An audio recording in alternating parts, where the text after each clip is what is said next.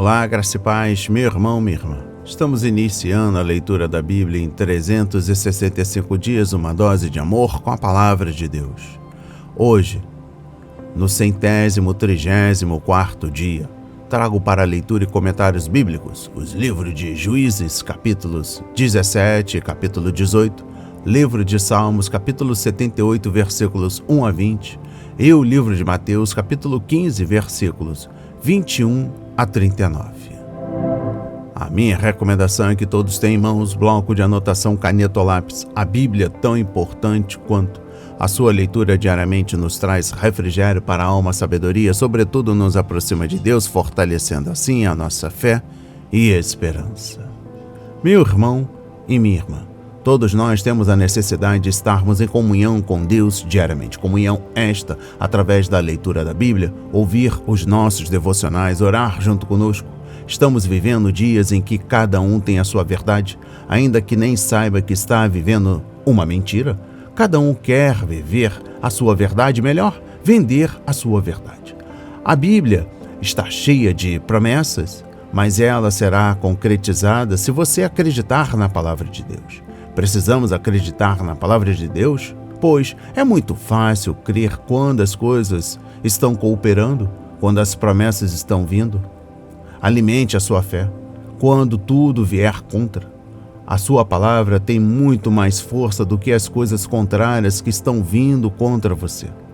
Estamos vivendo um tempo em que devemos abrir os olhos. Satanás não está aqui para roubar o seu carro, a sua casa, seu apartamento, seu lar, relógio, sua roupa. Ele vem para roubar a semente, a sua semente, esta semente que está sendo semeada agora, os ensinamentos, a verdadeira palavra de Deus e os propósitos que Deus tem para você.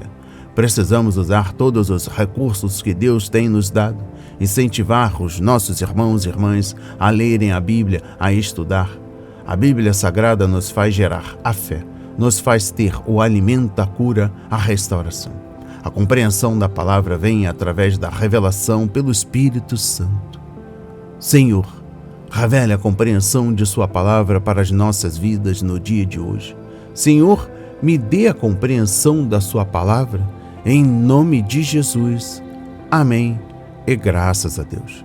Se desconecte de tudo e permita que a palavra do Senhor adentre em vossos corações. Vamos para a leitura nos livros de Juízes, capítulos 17 e capítulo 18. Mica e os ídolos. Havia um homem da região montanhosa de Efraim, cujo nome era Mica. Ele disse à sua mãe: as 1.100 moedas de prata que lhe foram roubadas, e a respeito das quais a senhora me falou e proferiu maldições, eis que esse dinheiro está comigo, eu o peguei. Então a mãe lhe disse: que o Senhor o abençoe, meu filho.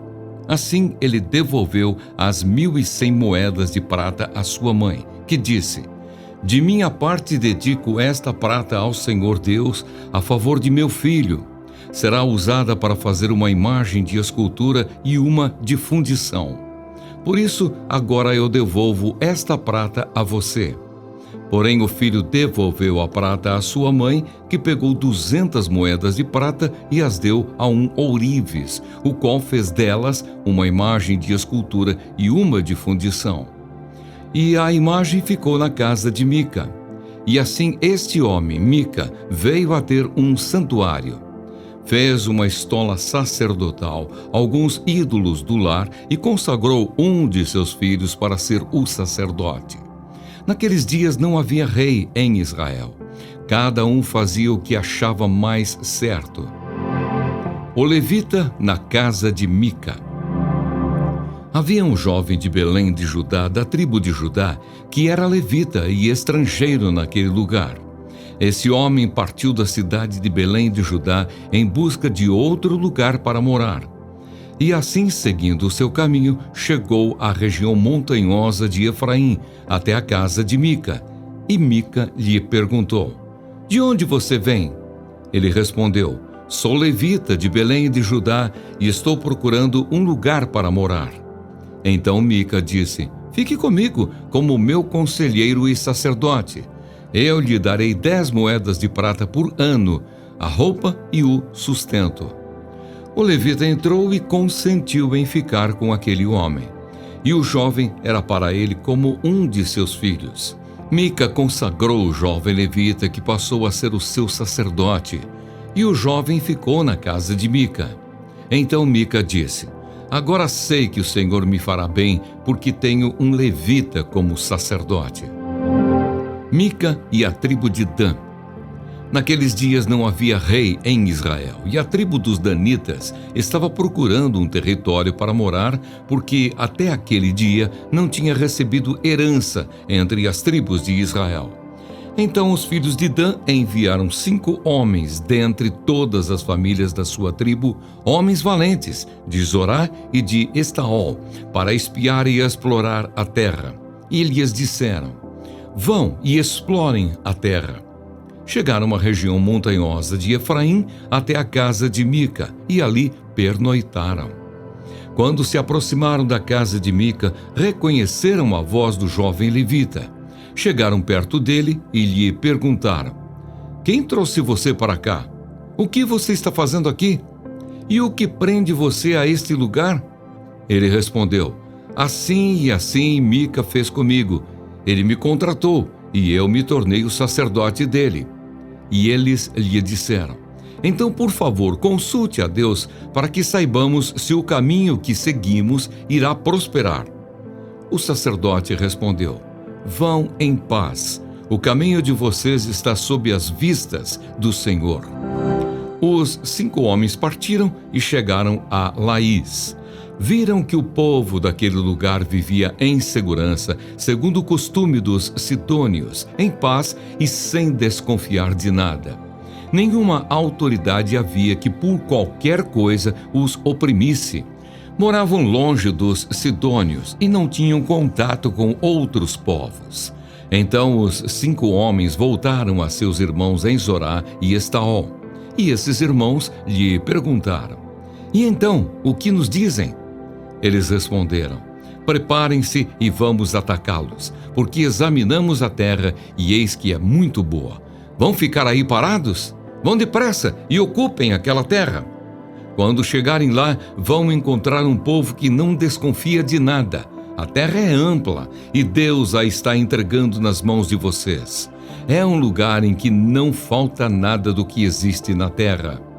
Então partiram dali, do meio da tribo dos danitas, de Zorá e de Estaol, 600 homens armados, com as suas armas de guerra.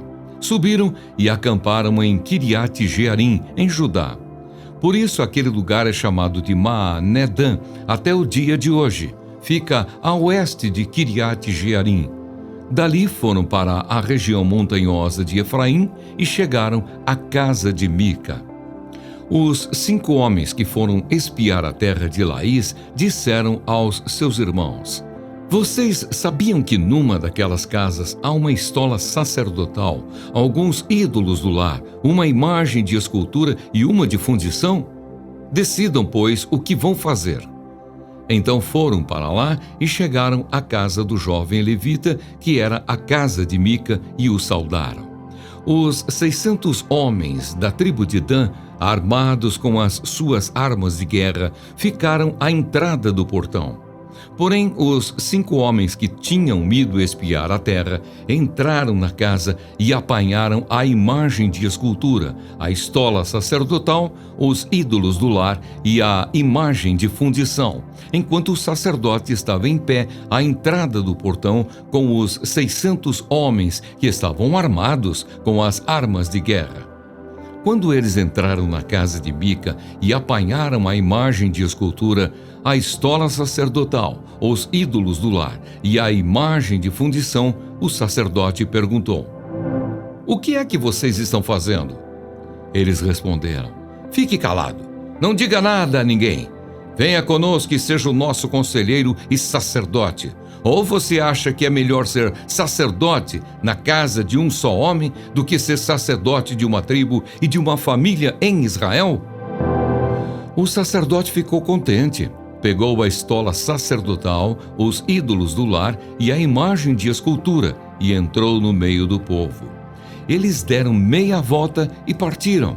não sem antes colocar diante de si as crianças, o gado e os seus bens.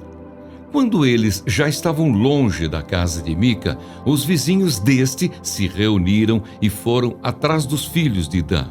Eles gritaram para os filhos de Dan que, voltando-se, perguntaram a Mica: "O que é que você quer? Por que você convocou todo esse povo?" Mica respondeu: "Vocês pegaram os deuses que eu fiz e também o meu sacerdote e foram embora. O que sobrou para mim?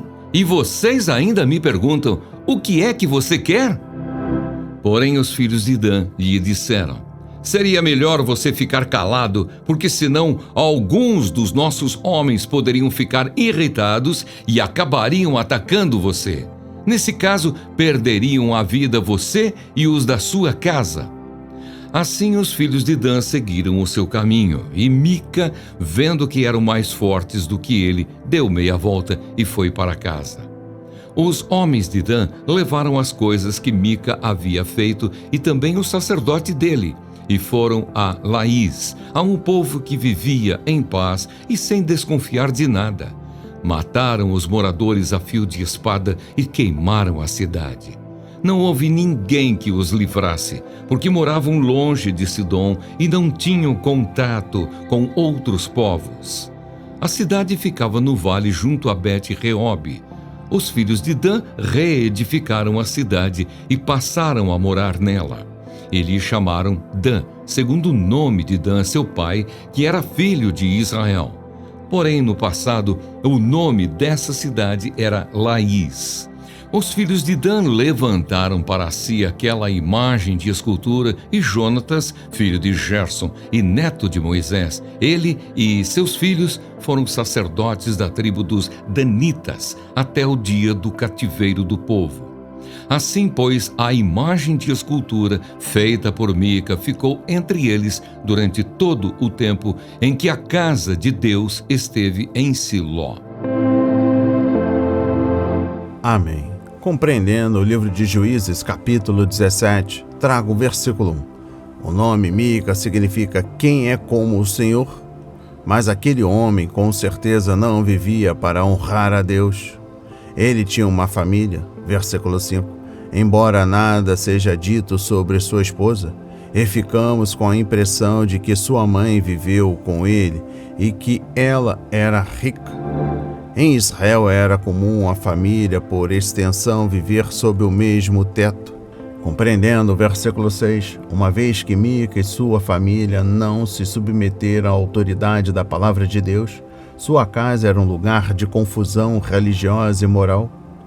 A situação lembrava muitos lares de hoje em dia, em que a família adora o Deus do dinheiro, as crianças enganam os pais e mentem sobre o que fazem, a honra é desconhecida e o verdadeiro Deus não é desejado. E eu finalizo a compreensão do capítulo 17 do livro de Juízes, eu trago o versículo 12. Você já viu uma família mais confusa, moral e espiritualmente, do que a de Mica? Eles conseguiram violar quase todos os 10 mandamentos, conforme Êxodo 20, versículos 1 a 17, e ainda assim não sentiram um pingo de culpa diante do Senhor. Na verdade, pensavam que estavam servindo ao Senhor pelas coisas estranhas que faziam. Deus não apenas estabeleceu a família e instruiu os pais sobre como educar os filhos, Deuteronômio capítulo 6, mas também instituiu a liderança espiritual na comunidade de adoradores. Deus disse aos sacerdotes do Antigo Testamento o que deveriam fazer e, em sua palavra, hoje, o Espírito Santo guia sua igreja e determina sua ordem e seu ministério.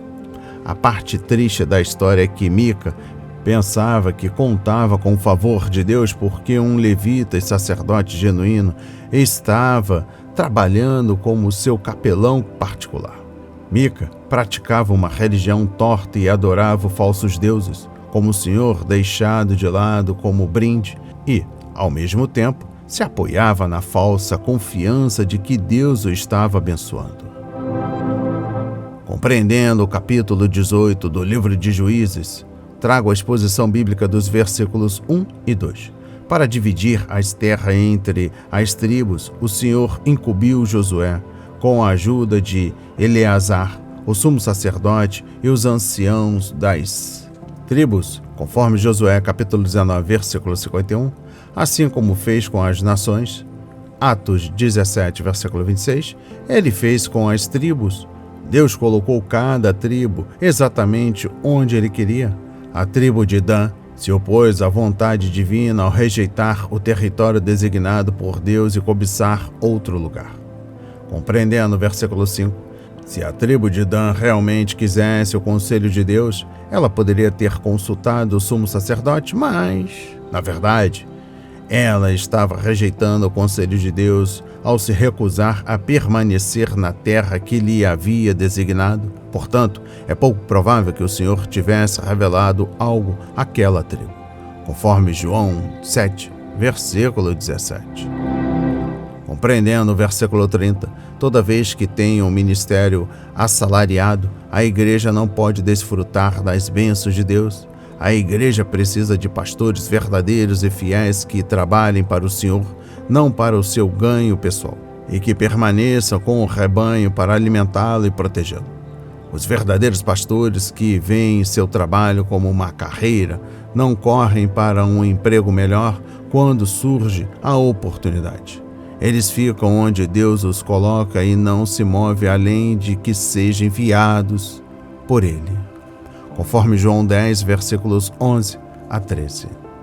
E eu encerro a compreensão do livro de Juízes, capítulo 18, trago o versículo 31. A história de Mica, Jonatas e os Danitas é mais do que uma narrativa da história antiga. É uma revelação da maldade do coração humano e da desesperança de uma sociedade sem Deus.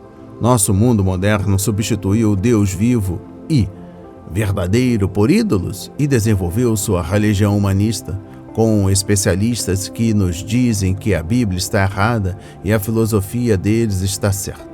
Mas nem seus ídolos nem seus líderes têm poder algum contra a maldade do coração humano. Vamos para a leitura no livro de Salmos, capítulo 78, dos versículos 1 a 20. Deus e o seu povo. Salmo didático de Asaf. Meu povo, escute a minha lei. Dê ouvidos às palavras da minha boca. Abrirei os meus lábios para proferir parábolas e publicarei enigmas dos tempos antigos. O que ouvimos e aprendemos, o que os nossos pais nos contaram, não o encobriremos a seus filhos. Contaremos à geração vindoura os louvores do Senhor e o seu poder e as maravilhas que fez. Ele estabeleceu um testemunho em Jacó e instituiu uma lei em Israel e ordenou aos nossos pais que os transmitissem a seus filhos, a fim de que a nova geração os conhecesse e os filhos que ainda hão de nascer se levantassem e, por sua vez, os contassem aos seus descendentes, para que pusessem a sua confiança em Deus e não se esquecessem dos feitos de Deus, mas lhe observassem os mandamentos, e que não fossem como seus pais, geração obstinada e rebelde, geração de coração inconstante e cujo espírito não foi fiel a Deus. Os filhos de Efraim, embora armados com arcos, bateram em retirada no dia do combate. Não guardaram a aliança de Deus, não quiseram andar na sua lei. Esqueceram-se das suas obras e das maravilhas que lhes havia mostrado. Deus fez prodígios na presença de seus pais, na terra do Egito, no campo de Zoã. Dividiu o mar e os fez passar por ele. Fez parar as águas como um montão. Durante o dia, os guiou com uma nuvem e de noite com um clarão de fogo. No deserto fendeu rochas e lhes deu de beber abundantemente como de abismos. Da pedra fez brotar torrentes, fez manar água como rios. Mas ainda assim, continuaram a pecar contra ele e se rebelaram no deserto contra o Altíssimo. Tentaram a Deus no seu coração, pedindo alimento que lhes fosse do gosto. Falaram contra Deus, dizendo: será que Deus pode preparar-nos uma mesa no deserto? É verdade que ele feriu a rocha e dela manaram águas, transbordaram as torrentes. Mas será que ele pode dar-nos pão também? Ou fornecer carne para o seu povo? Amém. Compreendendo o livro de Salmo, capítulo 78, versículos 1 a 20. No versículo 1, uma coisa que aprendemos com a história que não aprendemos com a história. Se estudarmos a Bíblia e a história da igreja, veremos que Israel cometeu o mesmo erro enquanto examinava a história de seu povo. Asaf viu um triste registro de esquecimento, falta de fé, estupidez e fracasso e procurou entender o que tudo aquilo significava. Essas coisas foram escritas para o bem dos cristãos hoje, conforme 1 Coríntios capítulo 10, versículos 11 a 12. Exposição bíblica dos versículos 2 e 3. Era a lei de Deus que cada geração do povo judeu passasse sua palavra à geração seguinte, conforme capítulo 71, versículos 18, capítulo 79, versículo 13, capítulo 102, versículo 18, capítulo 145, versículo 4. E essa lei se aplica à sua igreja hoje, 2 Timóteo capítulo 2, versículo 2. Ao contar os louvores do Senhor, seus feitos dignos de louvor, Asaf ajudou os seus leitores a compreender o enigma da história deles. Exposição bíblica dos versículos 6 e 7. As gerações futuras precisavam entender sua história para que pudesse obedecer ao Senhor e a fazer a vontade dele. Asaf não queria que o povo imitasse a geração do Êxodo, que morreu no deserto, nem a terceira geração de Canaã, que se voltou para os ídolos. Muito menos as 10 tribos que abandonaram o Senhor e estabeleceram um novo reino e uma falsa religião. A nação foi obstinada e rebelde, conforme versículo 8, 37, e também Deuteronômio 21, versículo 18, e sofreu por causa de sua desobediência. A vantagem é que Asaf queria que as gerações futuras confiassem em Deus, aprendessem com o passado e obedecessem à palavra do Senhor, conforme Salmo 78, versículo 8. Só então elas poderiam ter a certeza da bênção do Senhor. Esse princípio ainda se aplica hoje. Exposição bíblica dos versículos 9 a 11. Esta passagem refere-se ao reino do norte, Israel. Quando as 10 tribos se separaram de Judá e Benjamim, elas adotaram informalmente o nome de sua tribo mais forte e maior, Efraim. Obstinada e militante, aquela tribo criou problemas para Josué, conforme Josué 17, versículos 14 a 18, e Gideão, conforme Juízes 8, versículos 1 a 3. E eu encerro a compreensão do livro de Salmos, capítulo 78, dos versículos 1 a 20, compreendendo os versículos 9 a 19. Os filhos de Efraim bateram em retirada, não elegeu a tribo de Efraim. Efraim se tornou exemplo de desobediência e de eventual rejeição numa história de altos e baixos, de milagres e de murmuração, de provisão graciosa e de esquecimento. Vamos para a leitura no livro de Mateus, capítulo 15, dos versículos 21 a 39. A mulher cananeia. Saindo dali, Jesus foi para a região de Tiro e Sidom. E eis que uma mulher cananeia, que tinha vindo daqueles lados, clamava: Senhor, filho de Davi, tenha compaixão de mim. Minha filha está horrivelmente endemoniada. Jesus, porém, não lhe respondeu palavra.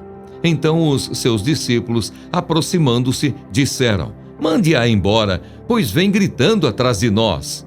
Mas Jesus respondeu: Não fui enviado senão às ovelhas perdidas da casa de Israel. Ela, porém, veio e o adorou, dizendo: Senhor, me ajude. Jesus respondeu: Não é correto pegar o pão dos filhos e jogá-lo aos cachorrinhos.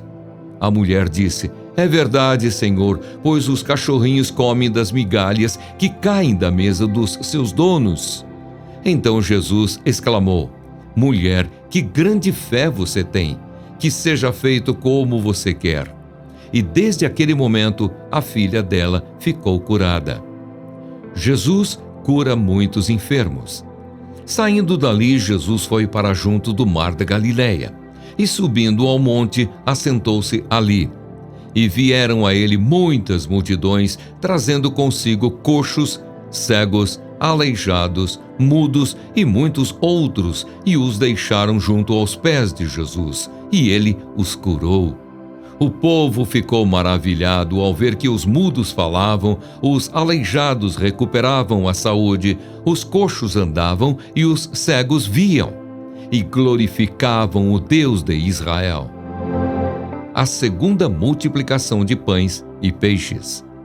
Então Jesus chamou os seus discípulos e disse: "Tenho compaixão desta gente, porque já faz 3 dias que eles estão comigo e não têm o que comer. E não quero mandá-los para casa em jejum, para que não desfaleçam pelo caminho." Mas os discípulos lhe disseram: "Onde haverá neste deserto pão suficiente para saciar tão grande multidão?" Jesus perguntou: "Quantos pães vocês têm?" Eles responderam: 7 pães e alguns peixinhos. Então, tendo mandado o povo assentar-se no chão, pegou os 7 pães e os peixes, e, tendo dado graças, os partiu e deu aos discípulos, e estes distribuíram ao povo. Todos comeram e se fartaram, e dos pedaços que sobraram, recolheram 7 cestos cheios. Ora, os que comeram eram 4.000 homens, além de mulheres e crianças. E, tendo despedido as multidões, Jesus entrou no barco e foi para o território de Magadã. Amém. Compreendendo o livro de Mateus, capítulo 15, dos versículos 21 a 39, trago a exposição bíblica dos versículos 22 a 26. Precisamos admirar a paciência e a persistência desta mãe gentia que não hesitou em rogar: "Senhor, ajuda-me." Esta foi sua segunda súplica e dessa vez ela evitou qualquer título messiânico. Ela veio com uma pecadora que precisava de ajuda e não ofereceu argumento algum. Em sua resposta, Jesus não a chamou de cão, como teriam feito os fariseus ao se dirigirem a um gentil. A palavra grega aqui significa um cachorrinho de estimação e não se refere de modo algum a uma designação pejorativa, como se a comparando a vira-latas sujos que corriam pelas ruas e comiam lixo. A palavra filhos refere-se naturalmente ao povo de Israel. Exposição bíblica dos versículos 27 a 28. Jesus não estava evitando um confronto direto com a mulher, nem estava tentando deixar a situação mais difícil. Ele estava arrancando dela uma resposta cada vez maior de fé e, imediatamente, ela se aproveitou da ilustração de Jesus sobre o pão dos filhos, que era exatamente o que ele queria que ela fizesse. Podemos parafrasear a resposta da mulher: "É verdade que nós, gentios, não nos sentamos à mesa como filhos e comemos o pão, mas até os cachorrinhos debaixo da mesa comem algumas migalhas." Que grande testemunho de fé! Jesus reconheceu esta fé e imediatamente curou a filha dela.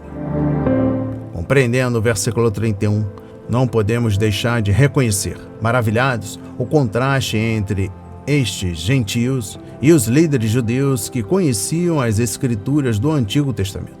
Os gentios glorificavam o Deus de Israel, mas os líderes judeus haviam dito que Jesus tinha parte com Satanás. Conforme capítulo 12, versículos 22 a 24. Os milagres de Nosso Senhor não levaram as cidades judaicas a se arrependerem, conforme capítulo 11, versículos 20 e 21, mas os gentios creram nela. Além disso, os milagres que Cristo realizou deveriam ter convencido os judeus de que ele era o Messias, conforme capítulo 11, versículos 1 a 6, e o livro do profeta Isaías, capítulo 29, versículos 18 a 19, capítulo 35, versículos 4 a 6. O Filho de Deus ficou maravilhado com a fé de um soldado gentil e de uma mãe gentia. Contudo, se surpreendeu com a incredulidade de seu povo. conforme Marcos 6, versículo 6.